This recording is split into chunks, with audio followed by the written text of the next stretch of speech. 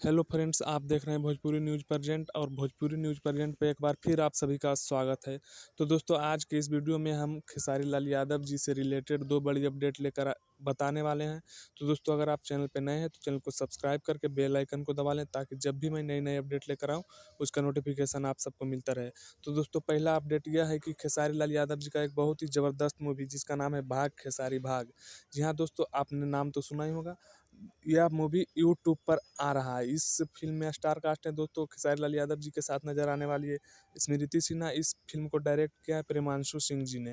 दोस्तों, अब दूसरी खबर यह है कि और यह मूवी 11 नवंबर को शाम 7 बजे इंटरटेन रंगीला चैनल पे रिलीज होने वाला है। दूसरी खबर यह है दोस्तों कि खेसारी लाल यादव जी का अगला एल्बम सॉन्ग जी म्यूजिक भोजपुरी से आने वाला है। जी हाँ दोस्तों, अभी तक उसका पोस्टर नहीं आया है, लेकिन जब भी अब पोस्टर आएगा मैं आप सबको अपडेट करूंगा। तो दोस्तों, खबर कैसी लगी, अच्छी लगी तो आगे भी शेयर करें। Thanks for watching my video.